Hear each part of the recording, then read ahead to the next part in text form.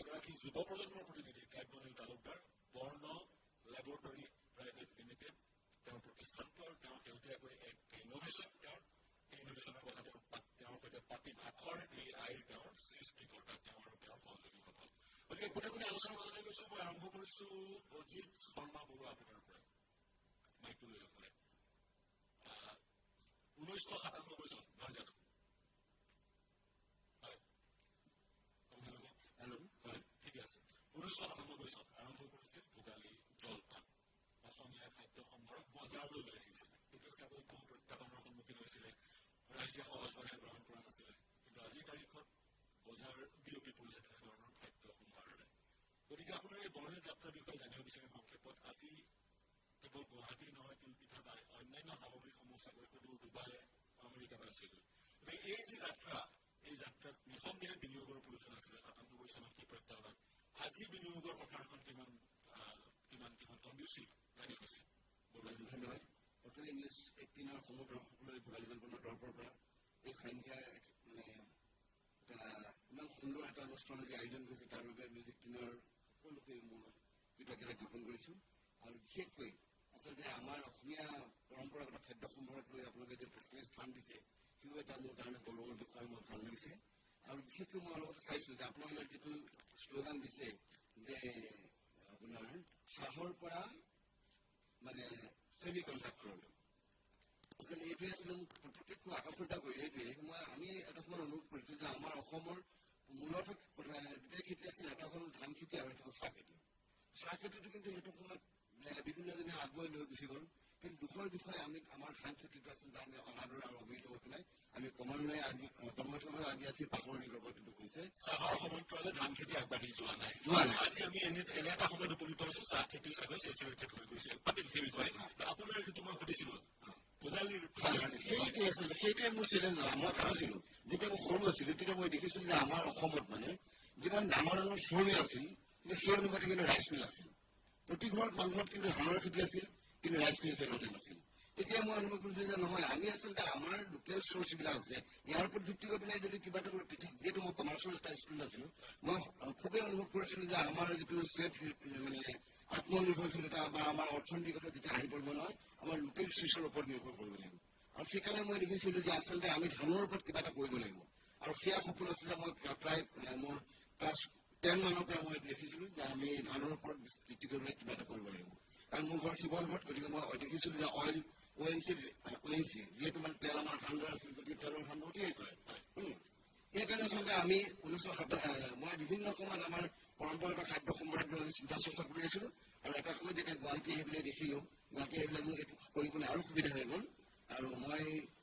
আৰম্ভতে যিটো চাকৰি কৰি আছো চাকৰি হোৱাৰ সময়তে মই এই ব্যৱসায়টো আৰম্ভ কৰিছিলো আৰু কিমান টকাৰ আৰম্ভ কৰিছিল হয় সেয়া প্ৰথম আচলতে মই মাত্ৰ 300 টকাৰ ব্যৱসায় আৰম্ভ কৰিছিলো আৰু সেয়া 300 টকা মানে যেতিয়া আছিলে মই প্লাষ্টিক পেকিং মেটেৰিয়েলটো কিনিবৰ কাৰণে কাৰণ সাধাৰণতে যিকোনো এটা বস্তু আমি যদি আমাৰ মাৰ্কেটত দিবলগীয়া হয় ন তাৰ উপস্থাপনটো আচলতে খুবেই জৰুৰী হয় গতিকে মই এতিয়া অসমবাসীৰ মানে মৰম আৰু আদৰ্শৰ প্ৰতি আমি স্বীকাৰ কৰো যে এতিয়া প্ৰায় আমি এনুৱেল প্ৰায় 7 কোটি টাৰ্ণঅভাৰ আমাৰ 7 কোটি টকাৰ 300 টকাৰ পৰা 97 চনত যিটো প্ৰতিষ্ঠান আপুনি আৰম্ভ কৰিছিল থলুৱা প্ৰতিষ্ঠান অসমৰ ধানৰে নহয় জানো আজিৰ তাৰিখত এনুৱেল টাৰ্ণঅভাৰ 7 কোটি টকা হয় এই আমাৰ কাৰণে প্ৰেৰণাৰ বিষয় আৰু আমাৰ আজি যিটো অনুষ্ঠান ৰাইজিং আছামৰ এই উদ্দেশ্য হৈছে এইটোৱে এনেধৰণৰ কিছুমান চাকচেছ ষ্টৰী আপোনালোকৰ মাজলৈ লৈ অহা আৰু এই পেনেলটোত আমি পাতিব বিচাৰিছো তেনেধৰণৰ কিছুমান ষ্টৰী মই এতিয়া যাব বিচাৰিম কাব্যনীল আপোনাৰ বিষয়ে জানিব বিচাৰিম কাব্যনীল আপুনি বৰ্ণ লেবৰেটৰী প্ৰাইভেট লিমিটেডৰ মুৰব্বী বা শেহতীয়াকৈ প্ৰিয় দৰ্শক ৰাইজ কাব্যনীলে এটা এপ ডেভেলপ কৰিছে কম্পিউটাৰ এপ্লিকেশ্যন ডেভেলপ কৰিছে যিটোত আপুনি গৈ থাকিলে আপুনি কোৱা কথাখিনি আখৰলৈ ৰূপান্তৰ হয় পূৰ্বতে চাগে আপোনালোকে তেনেধৰণৰ এপ্লিকেশ্যন দেখিছে কিন্তু কাব্যনীলৰটো হৈছে নিখুঁত কোনো ধৰণৰ বানান ভুল নহয় ধাৰী কমা মিছ নহয় এই ধৰণৰ এটা ইনোভেশ্যন কাব্যনীলৰ যোগেদি হৈছে আপোনাৰ পৰা জানিব বিচাৰিম কেনেকৈ সম্ভৱ হ'ল বিনিয়োগ কৰিব পাইছিলে সহযোগ বা এঞ্জেল ইনভেষ্টৰ্ছৰ এক সুবিধা অসমত আছেনে জানিব বিচাৰিম প্ৰথমে ধন্যবাদ মোক আজি সুবিধাকণ দিয়াৰ বাবে মই তৈয়াৰ কৰা যিটো ছফ্টৱেৰ সেই ছফ্টৱেৰটোৰ নাম হৈছে আখৰ AI মোৰ জ্যেষ্ঠ ভাতৃ ইন্দ্ৰনীল লালুকাৰ উপস্থিত আছে ইয়াত। আমি দুই মিলি প্ৰায় 2022 চনৰ মানৰ পৰা এই প্ৰকল্পটো হাতত লৈছিলোঁ। আৰু এই ছফ্টৱেৰটো হৈছে অসমীয়া ভাষাত হয়তো বিশ্বৰে প্ৰথম অসমীয়া ভাষাত কথা কৈ গ'লে সেই কথাখিনি আখৰলৈ ৰূপান্তৰ হৈ গৈ থকা এটা ছফ্টৱেৰ। আচলতে খুব এটা চেলেঞ্জিং আছিলে আমাৰ কাৰণে আৰম্ভ কৰাৰ সময়ত, কাৰণ এনেকুৱা ধৰণৰ ইংৰাজী ভাষা বা হিন্দী ভাষা যিবিলাক বেছি প্ৰচলিত ভাষা সেইসমূহত যদিও হৈছে, কিন্তু অসমীয়া ভাষা আমাৰ নিজৰ ভাষাটোত এনেকুৱা ধৰণৰ কাম হোৱা নাছিলে। আৰু সেইবাবে আমি প্ৰথমতে AI চিষ্টেমছবিলাক ডেভেলপ কৰিছিলোঁ। আমাৰ ডেটাৰ প্ৰয়োজন হৈছিলে আৰু ডেটা কালেকশ্যনৰ কাৰণে আমি আমাৰ নিজৰ উপাৰ্জনৰ পৰা কিছু ধন আমি বিনিয়োগ কৰি পেলাই এই ছফ্টৱেৰটো ডেভেলপ কৰিছিলোঁ। কিন্তু সৌভাগ্যক্ৰমে আমি এতিয়ালৈ আহি প্ৰায় 15,000 ব্যৱহাৰকাৰী বৰ্তমান অসমত আৰু গোটেই আচলতে বিশ্বতে এই ছফ্টৱেৰটো ব্যৱহাৰ কৰি আছে, আৰু ভৱিষ্যতলৈ আমি আৰু বহুখিনি কাম কৰি যাম বুলি ভাবিছোঁ। প্লে ষ্ট'ৰত উপলব্ধ 15,000 ব্যৱহাৰকাৰী ইতিমধ্যে আপুনি পাইছে। গতিকে অনাগত সময়ত চাগৈ এতিয়া লিখিলে ক'লে স্ক্ৰিপ্টলৈ ট্ৰান্সলেট হয়। অনাগত সময়ত স্ক্ৰিপ্টবোৰ ভইচলৈ ট্ৰান্সলেট হ'ব, তেনেধৰণৰ ইন'ভেশ্যন কৰাৰ অৱকাশ থাকিব। মই আহিম আপোনাৰ ওচৰত আহিম। মই এতিয়া মনোজ দাস ডাঙৰীয়া আপোনাৰ ওচৰত যাব বিচাৰিছোঁ। দীৰ্ঘদিনে আপুনি নেটফ্লিক্সৰ সৈতে জড়িত হৈ আছিল, ঠিকে আছে, নেটফ্লিক্সৰ সৈতে জড়িত হৈ আছিল, আৰু দীৰ্ঘদিন আপুনি সঞ্চালক হৈ আছিল ভাৰতীয় উদ্যমিতা প্ৰতিষ্ঠানৰ ইণ্ডিয়ান ইনষ্টিটিউট অফ এণ্টাৰপ্ৰিনাৰশ্বিপ। গতিকে পূৰ্বতে আপুনি দুইখন ছবি দেখিছে। পূৰ্বতে যিখন ছবি অসমত লেণ্ডলক এখন ৰাজ্য হিচাপে গণ্য কৰা হৈছিল, ইয়াত বিনিয়োগকাৰী নাহে, বিভিন্ন সমস্যা আছিল। আজিৰ তাৰিখত অসমক বা উত্তৰ পূৰ্বাঞ্চলক চাউথ ইষ্ট এছিয়াৰ দুৱাৰ দলি বুলিয়েই নহয়, চাউথ ইষ্ট এছিয়াৰ কেন্দ্ৰস্থল হ'বলৈ গৈ আছে অসম বা উত্তৰ পূৰ্বাঞ্চল, নহয় জানো? তেনে ক্ষেত্ৰত বিনিয়োগৰ যি এখন ছবিখন আপোনাৰ দৃষ্টিত কেনেধৰণৰ? এঞ্জেল ইনভেষ্টৰৰ প্ৰয়োজন, কাৰ্বনেল সদৃশ যুৱ সমাজেও কিবা এটা কৰিব বিচাৰে, গতিকে তেওঁলোকক আগবঢ়াই লৈ যোৱাৰ কাৰণে আমি কি কৰিব লাগে? প্ৰথমতে ইমিডিয়েটমেণ্ট এটা পজিটিভ টপিকৰ ওপৰত ডিছকাশ্যনটো অৰ্গেনাইজ কৰিছে। একচুৱেলি আমাৰ পৃথিৱী আমি বিভিন্ন জেগা গ'লে দেখা পাওঁ যে জলপথ আৰু যিটো বৰ্ডাৰ সীমান্তৱৰ্তী এলেকাবোৰ তেওঁলোকে ইকনমিক প্ৰচেছৰ কাৰণে ইউজ কৰে। কিন্তু আমাৰ এতিয়া despite having about 98% border, we are like compounded. Pound যেনেকৈ আগতে গৰুৱে আমি গাঁৱত দেখিছোঁ, এটা পাউণ্ড থাকে আগবঢ়াই দিয়ে। So we are not able to do any economic activity with our neighbors. Secondly, আমাৰ যিজন neighbor on the ASEAN side, Verma তাতে প্ৰগ্ৰাম হৈ আছে, আৰু আমাক কিবা ডিজাইনত মানে we are not allowed to function in that side. Maybe এতিয়া we are now surrounded with hostile neighbors. We all know what is the situation. Our destiny that was there, but I think we have negotiated during our partition of our report, back at negotiate with our to Chittagong Missile Report is a little over. I put the ability. আমি কৰিব নোৱাৰো, কিন্তু আমাৰ এই যাত্ৰা অনিৰুদ্ধ যাত্ৰা আৰম্ভ হৈছে। এই উন্নয়নৰ এই যাত্ৰা ত্বৰান্বিত হোৱা নাই। গতিকে আমাৰ সাগৰখন আমাৰ ওচৰত নাথাকিবও পাৰে। পশ্চিমৰ ৰাজ্যখন কেইখন বা দক্ষিণৰ ৰাজ্যকেইখনৰ ওচৰতে সাগৰ কেইখন আছে, গতিকে সাগৰ তেওঁলোকে ব্যৱহাৰ কৰে। গতিকে আমি যিবোৰ সমস্যাৰ কথা কওঁ, সেই সমস্যাবোৰ অতিক্ৰম কৰি কেনেকৈ এই যাত্ৰা ত্বৰান্বিত কৰিব পাৰোঁ, সেইটোহে আমাৰ হিষ্টৰিকেল আমি কানেক্ট কৰিব লাগিব। আৰু আমি যদি আমিও যাব আমি এতিয়া বাৰী মাৰ্কে যাবলৈ লৈছোঁ। খালি এটা পৰহি এখন আমাৰ এয়াৰপৰ্ট ভেৰি পজিটিভ চাইন্স, আৰু আপোনাৰ অন্ধ্ৰপ্ৰদেশটো আছিলে বহুত আগতে। আৰু মই সদায় কওঁ যে we are basically land of gold land. We should have আমাৰ এটা মন্ত্ৰ থাকিব যে মেক আছাম গোল্ড এগেইন। আমাৰ নদীত সোণ দিয়ে, আমাৰ ধানালি কথাবোৰ সোণালী, আমাৰ চিল্ক সোণালী, মাটিৰ তলত লিকুইড গোল্ড, মাটিৰ ওপৰত গ্ৰীণ গোল্ড, বাঁহ আৰু চাহ। আৰু কেৱল সৰিয়হৰ এতিয়া একমাত্ৰ পকা গোটেই ধাননি সোণালী। আনকি পৃথিৱীৰ একমাত্ৰ সোণালী বাঘটো মানুহত আছে। লেণ্ড অফ গোল্ড, সোণৰ অসম। গতিকে সেই সোণৰ অসমখনত যিহেতু সম্পদৰে সমৃদ্ধ, গতিকে আমি সোণৰ অসমখনৰ সেই সম্পদসমূহক কেনেদৰে বেষ্ট ইউটিলাইজ কৰিব পাৰোঁ তাৰে পথ প্ৰশস্ত কৰিব লাগে। আৰু আমাৰ আজি ৰাইজিং আছামৰ উদ্দেশ্য সেইটোৱে। মই প্ৰফেচাৰ ডক্টৰ ভৱানী চক্ৰৱৰ্তী আপোনাৰ ওচৰলৈ মাইকটো লৈ লওক, স্বাগতম জনাইছোঁ। হয়, চলি আছে, অন আছে। হয়। হয়, আপোনাৰ পৰা জানিব বিচাৰিম চিকিৎসা ক্ষেত্ৰখনত ব্যক্তিগত বিনিয়োগ যথেষ্ট বাঢ়িছে। বিশেষকৈ সেই ব্যক্তিগত বিনিয়োগ আমি মূল চহৰকেইখনতে কেন্দ্ৰীভূত হৈ থকা দেখিছোঁ। আমি বিভিন্ন সময়ত অসমক বা অসমৰ মূল চহৰকেইখনক মেডিকেল টুৰিজিমলৈ কনভাৰ্ট কৰাৰ কথাটো অসমৰ ৰাইজ উপকৃত হ'ব ঠিকেই, কিন্তু আজিও চাগৈ অসমৰ যিসকল ৰোগী তেওঁলোকে বাহিৰলৈ গৈ চিকিৎসা কৰাটো অগ্ৰাধিকাৰ দিয়ে। গতিকে কেৱল অসমৰ ৰোগীখিনিয়ে অসমত থাকক, সমান্তৰালকৈ ওচৰৰ ৰাজ্য দেশৰ ৰোগীয়ে অসমত চিকিৎসা সেৱা গ্ৰহণ কৰক, মেডিকেল টুৰিজিমলৈ অসম ৰূপান্তৰ হওক আৰু তাৰ যোগেদি অসমৰ অৰ্থনৈতিক উন্নতি হওক, সেয়া কেনেকৈ এনচিয়ৰ কৰিব পাৰি? ধন্যবাদ। আপোনাৰ মানুহক যেতিয়া আপুনি এট্ৰেক্ট কৰিব লাগিব, আপোনাক ছাবষ্টেঞ্চ দিব লাগিব। আজি কাৰোবাৰ ঘৰত ধৰক কেঞ্চাৰ হোৱা বুলি গম পালে তেওঁলোকে দুবাৰ চিন্তা নকৰে, মুম্বাই বা চেন্নাইত যায়। তাৰ মানুহৰ মনৰ ভাৱ সেইটো আছে। মনৰ ভাৱ নহয়, সঁচাকৈ আছে। আমাৰ যিটো ইনফ্ৰাষ্ট্ৰাকচাৰ আছিলে তাত আধুনিক চিকিৎসা দিবৰ ব্যৱস্থা নাছিলে। তাৰপিছত লাহে লাহে হৈছে।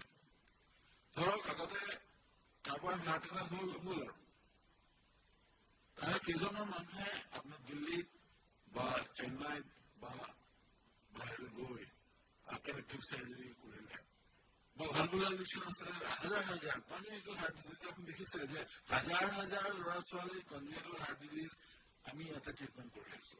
হাজাৰ হাজাৰ, নট হাণ্ড্ৰেডছ, থাউজেণ্ডছ। এইখিনি যে হৈছে, এইখিনি বঢ়াব চেষ্টা কৰা হৈছে। কেঞ্চাৰ ট্ৰিটমেণ্ট বা চব কেঞ্চাৰ ট্ৰিটমেণ্ট, হাৰ্টৰ disease, both congenital and acquired, advanced surgeries for orthopedics manual surgery সেইবিলাক আমি চিন্তা কৰিব পৰা হৈছোঁ। আৰু এই কনচেপ্টটো মনত ৰাখি আমি ডক্টৰ ব্ৰহ্মানন্দ দাসৰ নেতৃত্বত 10 বছৰ আমি ঠিক কৰিলোঁ যে we want to have something where people can stay। আৰু এইটো আমি যিখিনি কৰিব পাৰিছোঁ আৰু কৰিব লাগিব, কিন্তু মানুহে আমাৰ ওপৰত বিশ্বাস আহিছে, বিশ্বাস কৰি আহিছে। আৰু বিশেষকৈ দেখিছোঁ মূল চহৰসমূহত ব্যক্তিগত প্ৰতিষ্ঠানসমূহে এতিয়া চিকিৎসা খণ্ডত বিনিয়োগ কৰিছে। তেওঁলোকৰ বিনিয়োগৰ বৰ সমস্যা হোৱা নাই, বিনিয়োগৰ ধন তেওঁলোকে পাইছে। গতিকে উন্নত মানদণ্ডৰ চিকিৎসা সেৱা প্ৰদান কৰা কথা আহিব আপোনাৰ ওচৰলৈ। মই চাগৈ শেষৰ পৰা সকলোৰ ওচৰলৈ আহিছোঁ, মোৰ সময়ৰ কিছু অচিতি আছে। মই কাইপনিল আপোনাৰ পৰা আৰম্ভ কৰিছোঁ। এই যি যাত্ৰা আপুনি আৰম্ভ কৰিছে, 15,000 সমগ্ৰ বিশ্বৰ ব্যৱহাৰ কৰি আছে, আপোনাৰ আগশাৰীয়ে পৰৱৰ্তী আৰু কি ধৰণে আগবাঢ়িব বা এই যাত্ৰা কিদৰে ত্বৰান্বিত কৰিব আপোনাৰ? আচলতে মোৰ এই কথাটো কৈ নিজৰে ভাল লাগে যে আমাৰ যিসকল ব্যৱহাৰকাৰী আছে তাৰ ভিতৰত বহুত এনেকুৱা ব্যক্তি আছে যিয়ে লিখিব নাজানে ভাষাটো, কিন্তু ক'ব জানে মুখেৰে। আৰু এনেকুৱা কিছুমান ব্যক্তি আছে যিয়ে হয়তো চকুৰে দেখা নাপায়, তেওঁলোকেও আজি আখৰেৰে ব্যৱহাৰ কৰি কিবা এটা তেওঁলোকে নিজৰ মনৰ ভাৱটো ব্যক্ত কৰিব পাৰিছে।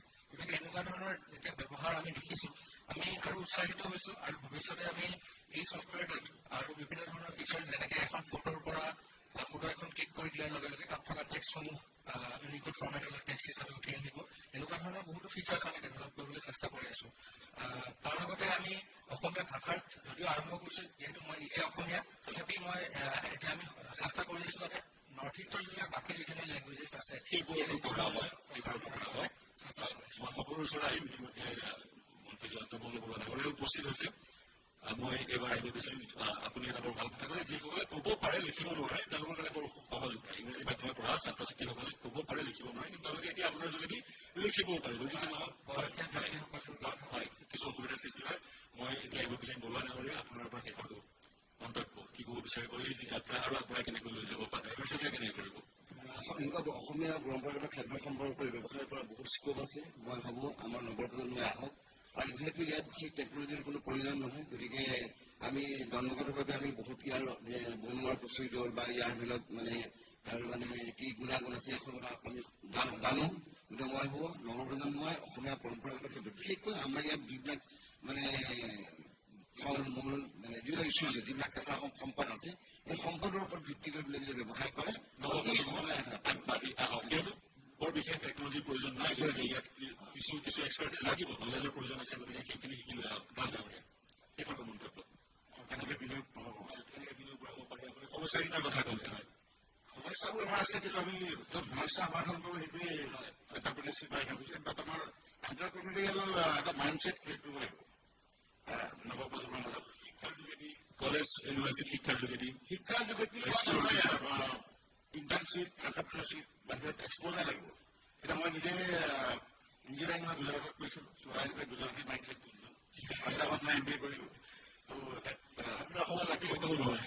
But I was unlucky also. When 86 ইয়াত ইণ্ডাষ্ট্ৰিটো আহিছিলোঁ, অপাৰেশ্যন উদ্যোগৰ নম্বৰ 1 তিনি বছৰ সময় নষ্ট হ'ল। গতিকে মই ল'লো আপোনাৰ পৰা উদ্যমিতাৰ এক চিন্তা। এইটো মই এটা মোৰ এজন গুৰু আছে মুকুল চন্দ্ৰ মহন্ত, তেখেতে কৈছিল যে অসমৰ মানুহ উন্নতি কৰিব হ'লে 5টা বস্তু, চাহ, বাঁহ, হাঁহ, মাহ আৰু এটা আছিলে চাহ, বাঁহ, হাঁহ, মাহ যি কি নহওক চাৰিটা গুণ। এটা কথা থাকিব, সেইটো থকাই। গতিকে আমি আমাৰ লোকেল বেচিকেলি লোকেল ৰিচৰ্চখিনি কৰিব পাৰিম। প্লাছ টুৰিজিম সেইবোৰতো মন্তব্য আপোনাৰ পৰা মেডিকেল টুৰিজিম বা চিকিৎসা খণ্ডত টুৰিজিমটো কেনেকুৱা ধৰক আপোনাৰ স্পেচিয়েলি কষ্টলি। আপুনি এজন মানুহক যেতিয়া এট্ৰেক্ট কৰিব খুজিব, শ্বিলঙৰ পৰাই হওক বা অৰুণাচলৰ পৰাই হওক বা নাগালেণ্ডৰ পৰা হওক, আপুনি তেওঁলোকক কনভিন্স কৰিব লাগিব যে you have the best machine in India. Your machines are as good as anywhere in the world. সেইটো যেতিয়া কনভিন্স হ'ব, তাৰ কাৰণে মাৰ্কেটিঙো লাগে, কিন্তু সেইটো অনুভৱ যেতিয়া মানুহৰ হ'ব যে তেতিয়াহ'লে মানুহ আহিব। বেষ্ট ডক্টৰ্ছ, বেষ্ট মেচিনছ, চিকিৎসক আৰু মেচিন। ডক্টৰবোৰে আমাৰ অসমৰ ভাল ভাল ডক্টৰ চব বাহিৰত চাকৰি কৰি আছিলে। এতিয়া তাৰে ডক্টৰবোৰ আমাৰ ইয়াত আহিব চেষ্টা কৰিছে। এভৰি ডে এটা দুজন মানুহ আমাক লগ ধৰে যে আপোনাৰ আমি কাম কৰিব পাৰোঁ। চ' ডেটছ এ বিগ থিং। বাহিৰত যিসকল ডক্টৰ কৰ্মৰত হৈছে তেওঁলোক অসমলৈ আহিব চেষ্টা কৰে। তাৰ সমান্তৰালকৈ বাহিৰত বেংগলোৰ, হায়দৰাবাদ ইত্যাদি অসমৰ যুৱক যুৱতীসকল কৰ্মৰত হৈছে। এতিয়া নতুন এক পৰিৱেশৰ সৃষ্টি হৈছে, তেওঁলোকে ঘৰলৈ আহিব বিচাৰিছে। ঘৰত যিহেতু চাকৰি উপলব্ধ বা বিনিয়োগৰ এক ক্ষেত্ৰ উপলব্ধ, গতিকে তেওঁলোক আহিব বিচাৰিছে। সেইটো শুভ লক্ষণ। মই অনুষ্ঠান সামৰিম। ইতিমধ্যে মন্ত্ৰী ডাঙৰীয়া উপস্থিত হৈছে, স্বাগতম জনাইছোঁ। মোৰ সৈতে সংযুক্ত হোৱাৰ কাৰণে ভৱানী চক্ৰৱৰ্তী, মনোজ দাস, অজিত শৰ্মা বৰুৱা, কাব্যনীল তালুকদাৰ চাৰিজনকে ধন্যবাদ জ্ঞাপন কৰিছোঁ। প্ৰিয় দৰ্শক,